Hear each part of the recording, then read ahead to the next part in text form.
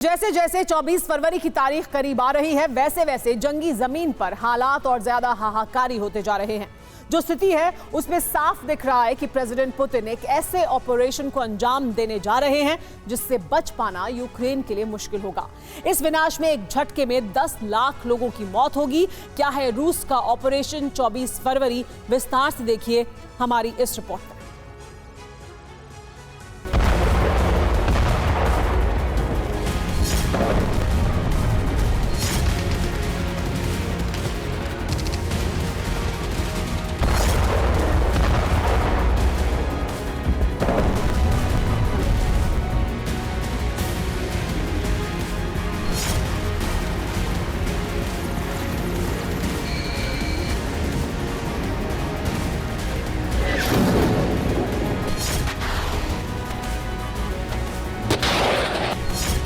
Freedom app से सीखकर क्या आप रेशम के धागे के गहने बनाते हैं? तो आप अपने रेशम के धागे के गहनों को 1 करोड़ फ्रीडम ऐप के जो ग्राहक हैं उन्हें बिना किसी खर्चे के आप उसे बेच सकते हैं। Operation 24 February on. First target कौन कौन?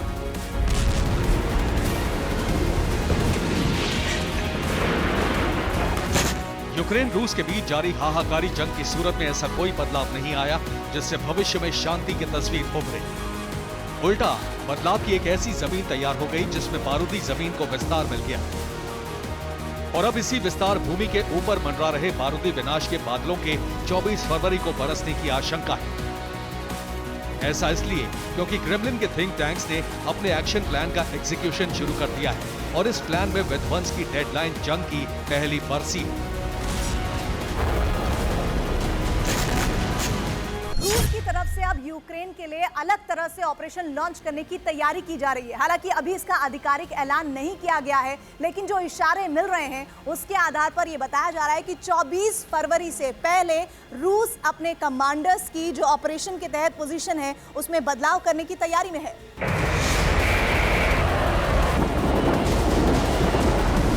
रूस ने 24 फरवरी के एक्शन प्लान के तहत यूक्रेन ऑपरेशन में लगे उन कमांडर्स को बदल दिया है जिन्हें कोई खास कामयाबी नहीं मिली या फिर जिनके नेतृत्व में फोर्स को ज्यादा नुकसान हुआ है।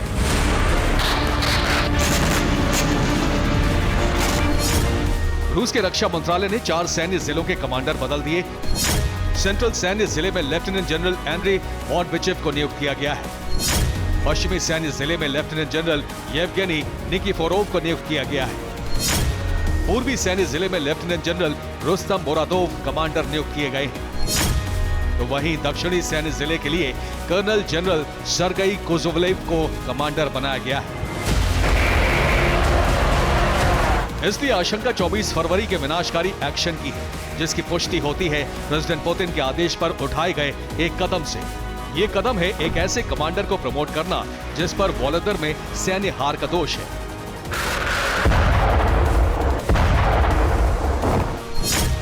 तो क्या पुतिन अब अधिकारियों को बदला लेने का मौका दे रहे हैं? क्या पुतिन क्रूर सैन्य कमांडर्स को जीत की जिम्मेदारी दे रहे हैं? और क्या पुतिन 24 फरवरी को विनाशकारी हमला करने वाले हैं?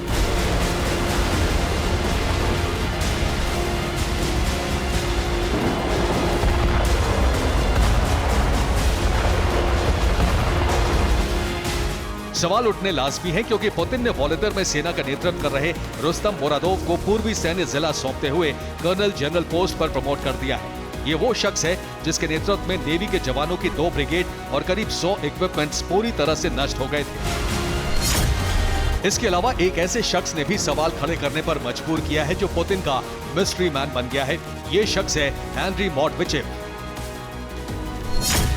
लेफ्टिनेंट जनरल एंड्री मॉडविचेव जंग में मारे गए अधिकारियों में शामिल थे, लेकिन अब मॉडविचेव को सेंट्रल सैन्य जिले का कमांडर नियुक्त किया गया है।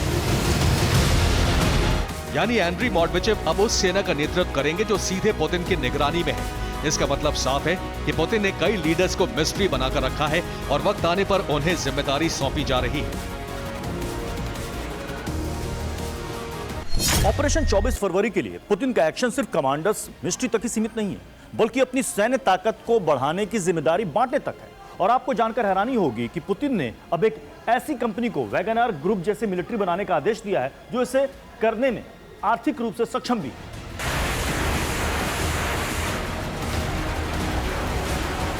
आपको जानकर हैरानी होगी कि पुतिन के एक खुफिया आदेश ने यूक्रेन समेत यूरोप की फिक्र और ज्यादा बढ़ा दी है। यह आदेश है रूस की एनर्जी सेक्टर की दिग्गज कंपनी गैसप्रॉम के लिए, जिसमें कंपनी को निजी सैन्य स्टाफ सेंटर बनाने को कहा गया है। हालांकि ये खुफिया आदेश है, लेकिन खोजी जर्नलिस्ट ने यही दावा किया है, जिसके बाद हालात और ज्यादा हाहाकारी हो गए हैं।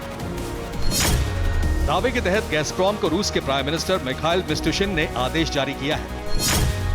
इस आदेश में गैसप्रॉम को अपनी निजी सेना बनाने की अनुमति दे दी गई है और कथित अनुमति पत्र सामने आने से यूक्रेन की चिंता और बढ़ गई है। यूक्रेन पर अब वैगनर ग्रुप जैसी निजी सैन्य इकाइयों से सामना होने का डर है।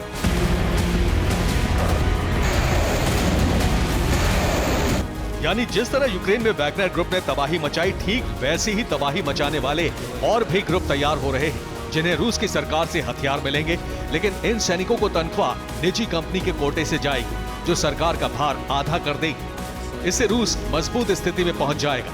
हालांकि इस आदेश की रूस ने आधिकारिक पुष्टि नहीं की है, लेकिन गैसप्रॉम के प्रमुख और प्रेसिडेंट पुतिन की एक ऑनलाइन मुलाकात कुछ हद तक खबर को सच ठहराती है।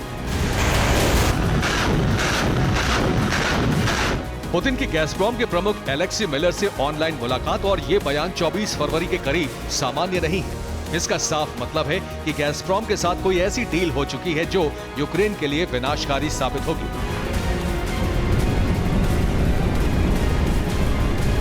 यही वजह है कि यूक्रेन की तरफ से भी बड़े लेवल पर तैयारी शुरू हो चुकी है, जिसमें अमेरिका और ब्रिटेन दोनों गंभीरता से साथ दे रहे हैं, और इसका प्रमाण है हाल ही की हलचल। यूक्रेनी फोर्स के पहले ग्रुप ने ब्रैडली फाइटिंग व्हीकल की ट्रेनिंग पूरी कर ली है। यूक्रेनी फोर्स को जर्मनी में अमेरिकी ग्राफेन बोहर ट्रेनिंग सेंटर में ये क्रैश कोर्स कराया गया है। वहीं ब्रैडली फाइटिंग व्हीकल्स भी यूक्रेन पहुंचना शुरू हो रहे हैं। जर्मनी के मैनहेम के पास अमेरिकी सेना के डिपो से ब्रैडली फाइटिंग व्हीकल्स निकल चुके हैं।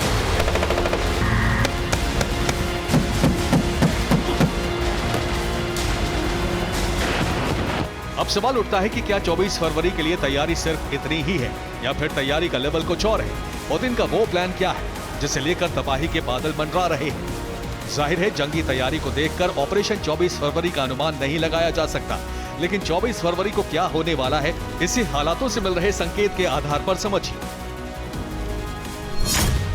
रूस के कब्जे वाले खारकोवा रिजर्वायर का वाटर घटता जा रहा है। खारकोवा रिजर्वायर का पानी घटने से ज़ैपोरिज़िया न्यूक्लियर प्लांट पर संकट मंडराने लगा है। पानी का लेवल घटकर अब तक 13.8 मीटर पर पहुंच चुका है। अगर वाटर लेवल घटकर 13.2 मीटर के नीचे जाता है तो न्यूक्लियर प्लांट में ब्लास्ट हो जाएगा।